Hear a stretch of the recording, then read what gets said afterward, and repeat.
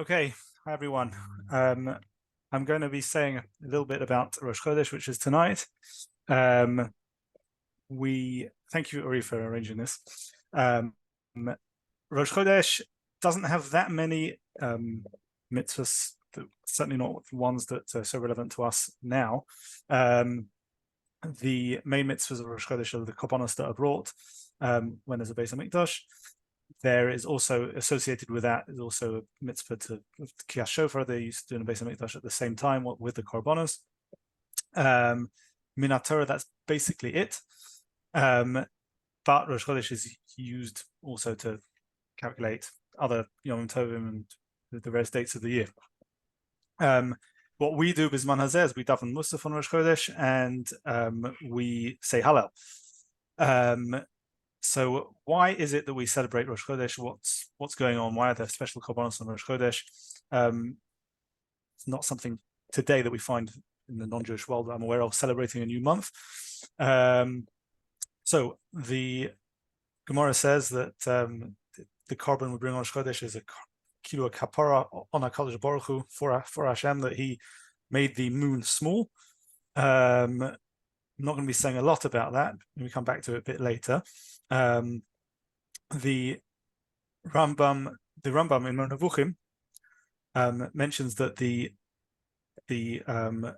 korban for Rosh Chodesh is the only one that it's the only korban that it says it's La Hashem.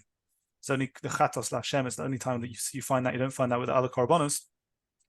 And he explains that this is because on Rosh Chodesh, in his time, people did celebrate in the non-Jewish world a new moon. The pagans did pray to the moon at the beginning of a month, and to show that this korban is being brought to Hashem and not to anything else, chas v'shalom.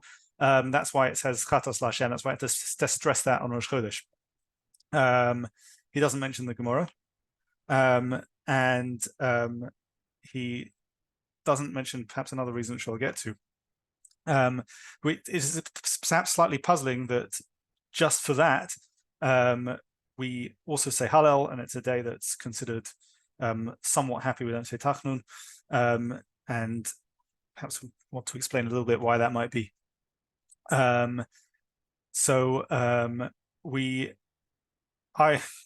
At one point, and still to an extent think this, but treated the Hallel on Rosh Chodesh perhaps as less than it is than the Hallel we say on other times like Hanukkah coming up, because it's only a minhag.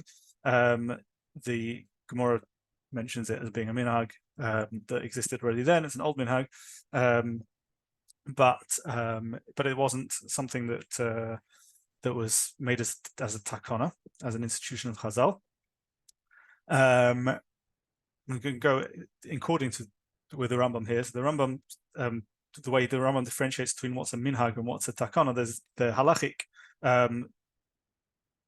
difference between them is not necessarily in how well they have to be kept. Both according to the Rambam are instituted by the Sanhedrin. So a minhag only has validity, only has something you have to keep to according to the Rambam. If it's something, at least something, only something that all of Klal Yisrael have to keep to, if it's something that was approved by the Sanhedrin. The difference between a minhag and a takana is a minhag is something that starts from the community doing something, and then it gets the kind of seal of the Sanhedrin. That becomes a minhag that everyone has to keep. Whereas a takana is something that starts from another din d'Rabbanan. Regular din d'Rabbanan is something that starts from an institution of Chazal of the Sanhedrin. It's different.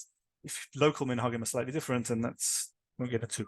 But a minhag that takes effect for all of Klal Yisrael, it's only something that's approved by the Sanhedrin, according to the Rambam.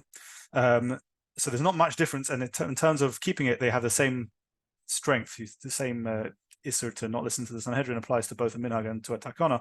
For technical reasons, according to the Rambam, we don't say a bracha on minhagim, but that's another thing.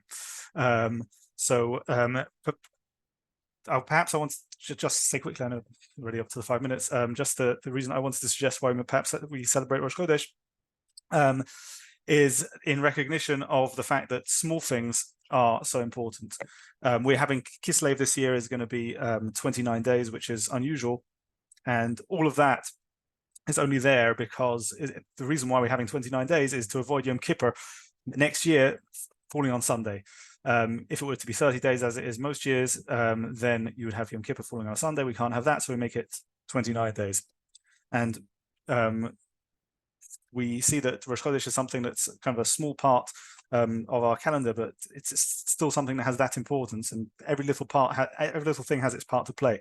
Now that's relevant also to the first reason that the Gemara said about that Hashem made the moon smaller. The moon is something kind of perhaps less significant to our daily life. It's not something we rely on for power, but like the sun. But that thing also has its significance.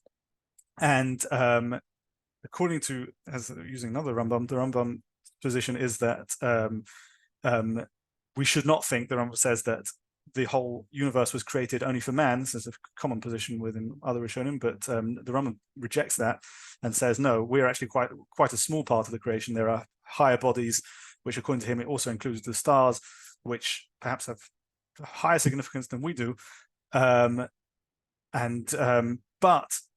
nevertheless, we see that Hashem gives us mitzvahs. Hashem cares about what we do, and that itself can be something to celebrate.